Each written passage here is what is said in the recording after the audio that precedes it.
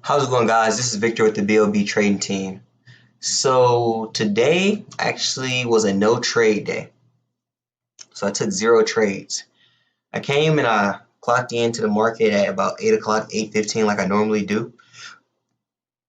Excuse me. And when I first clocked in, I didn't see anything that looked good to me. So there was a few stocks that had maybe a little bit of promise. We had BVXV. When I first seen it at 8 o'clock, it was right about here. This is a 5-minute chart. Let me zoom in for you guys.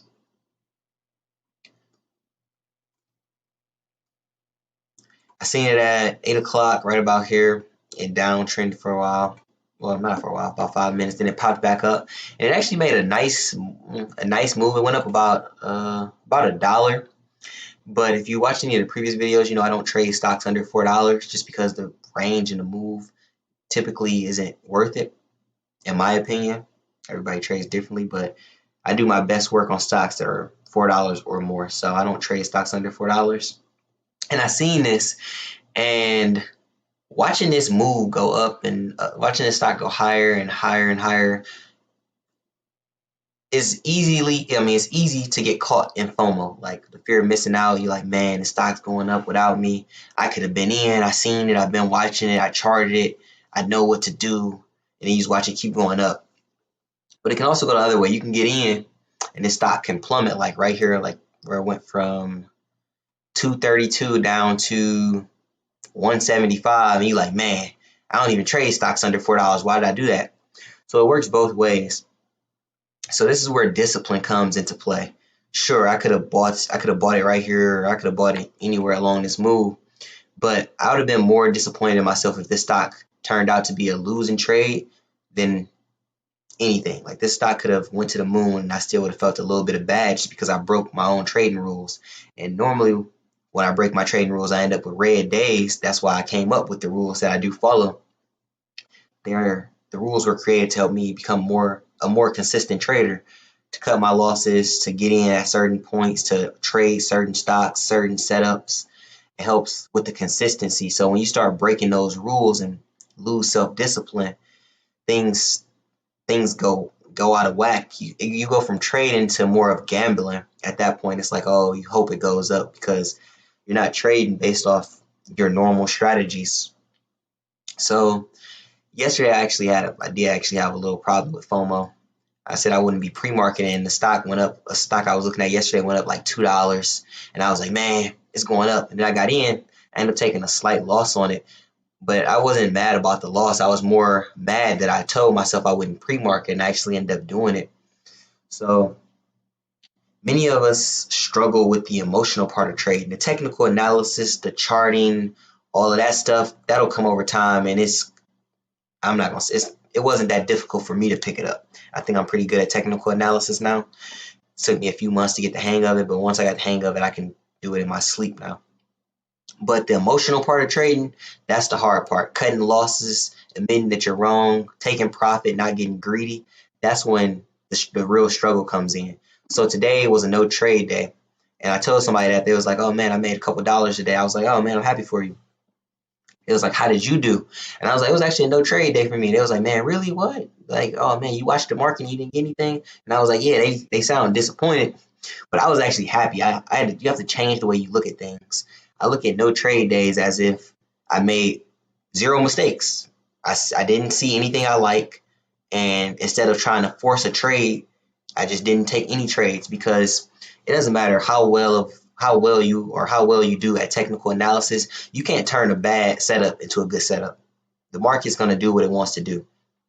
So trying to force a trade or trying to force a setup that's not your normal setup, well, more normally it'll end up leaving you with a red day.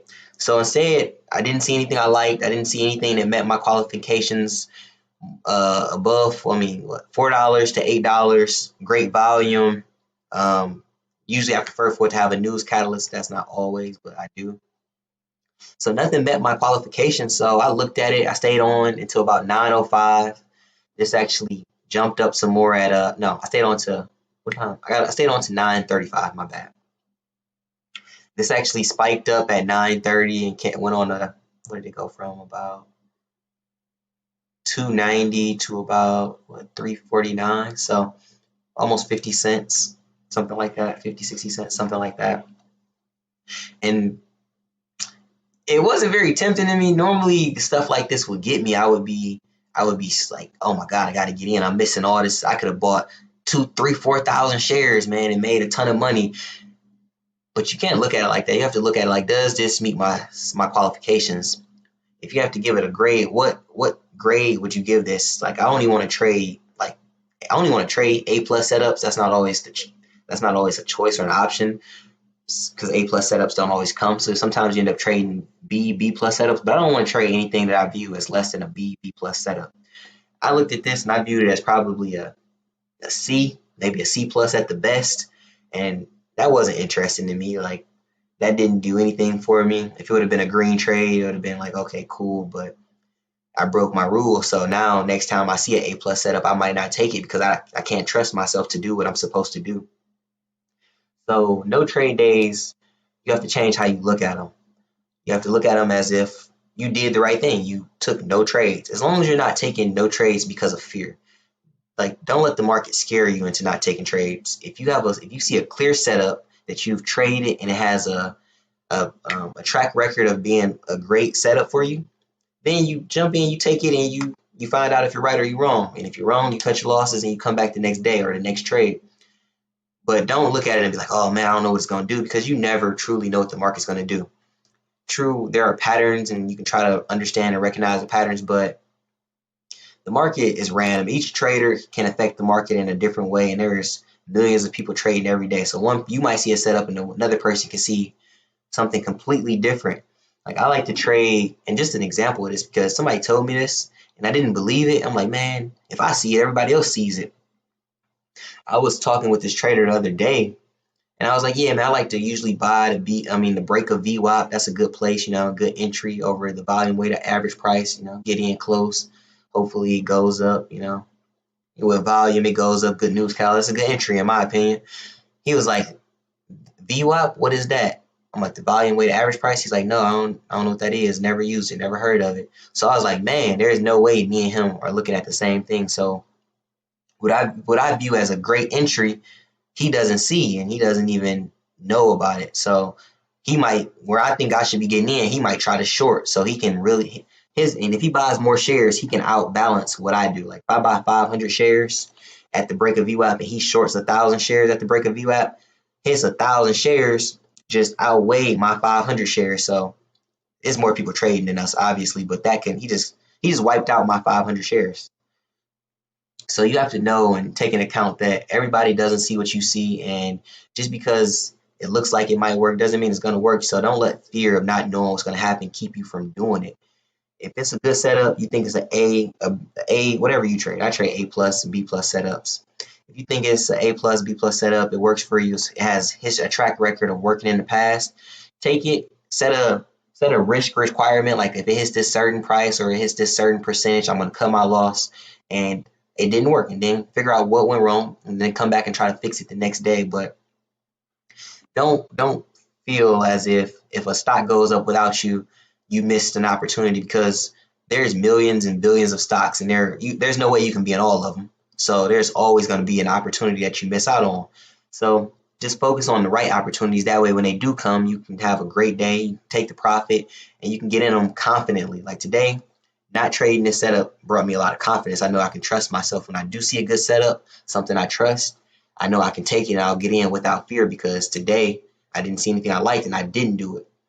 If I would have got into this stock and it wouldn't have worked, next time tomorrow I might see an A+ setup and I'm like, man, but BVXV didn't work yesterday, so now I'm hesitant and now it's up too far and now I'm chasing. Then it comes back down. So just take it slow. Don't worry about missing out on opportunities. Identify what's the best setups that work for you, and then set your risk parameters. How much are you willing to lose to figure out if you're right or not? And if it hits that number, just take the loss or learn the lesson. I don't even look at it like a loss. Learn the lesson from it, and then come back the next day as a better trader. And being able to cut your losses will give you the confidence of knowing that, okay, if you plan to trade out properly, that loss shouldn't hurt you. you calculate it for it, because there's only two options when you take a trade. It's gonna go up or it's gonna go down. And if you only look at it as, oh, I know it's going up, then you're not taking into account for if it goes down. So you're missing half of the equation right there. So I think I'm rambling now, so I'm gonna go ahead and get ready to end this video. But don't let no trade days make you feel like, oh man, you missed some opportunities. A few of my friends traded today and they made money and they had green days, and I'm super happy for them.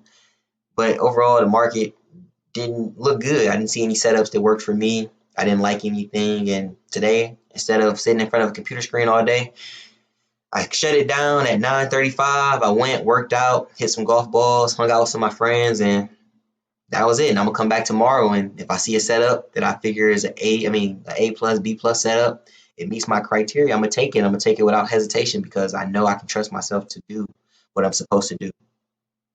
So let's sum up this video really quickly. No trade days. They're not bad days. That just means you need to work on some skills and you're working on your patience. You're working on being more patient, identifying great setups, not just questionable setups, not just getting in because you see it going up a little bit or going in whatever direction you think it might go. And also, just be patient with it, man. Every day you're going to become a better trader. If you spend enough time in it, every day you're going to become a better trader. Piece by piece, inch by inch, slowly but surely you will become a better trader. You'll be able to identify things better. The technical analysis part of trading, it'll come to you quicker than the emotional part, but being able to take profit when you're up, that's a part a lot of traders struggle with. You might be up $1 a share and you're like, man, it might go to the moon. Take some profit off the table. That way, if it goes against you, you still leave the trade with some profit. Cutting losses, oh man, but what if it reverses as soon as I get out? That's a possibility, but if you accounted for proper risk management, you were okay with this loss. You're gonna take it and you're gonna come back tomorrow and it shouldn't set you back too far. Yesterday that actually happened to me. I got in FOMO, went down, dipped, the stock went down, dipped on me. I panicked. I didn't panic sell. It hit a limit, it hit a price where it was no longer worth me holding, in my opinion. Literally, so I turned the computer off after I sold it, because after I get out of trades, I don't want to overthink them. I leave and then I come back and look at them later when I make these videos and stuff like that. Literally 1 minute later, the stock reverses and goes up to break the new high of day. Actually, it missed the high of the day by 5 cents. But if I'd have held 1 minute longer, it would have been a green trade. I'd have made hundreds of dollars within a few minutes. But if I would have held it a little bit longer, it could have dropped, because after it hit that new high of day, or after it got close to the high of day, it dropped $3 a share, and I could have got caught in that move, and that would have had me extremely frustrated. Like, I don't take red days and losses as serious as I used to anymore, because I've learned to handle and deal with them, because I've been trading for a decent amount of time, in my opinion, now, and I've seen many things that the market can do.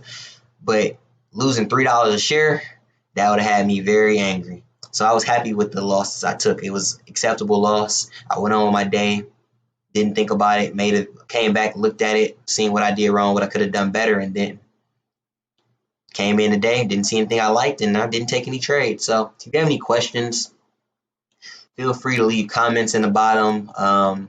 Please subscribe and like the video. It helps us get more followers and more traction, and share this information with other traders. Because many of us struggle with the same issues. Like, many of us struggle with FOMO, emotional trading, revenge trading. So if we all come together and share the same information, we can all become better traders together. So that's the goal and the purpose of us creating this YouTube channel.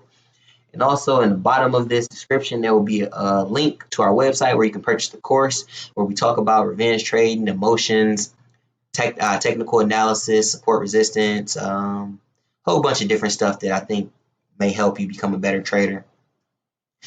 Thanks for watching. Please share, subscribe. Thanks. Happy holidays.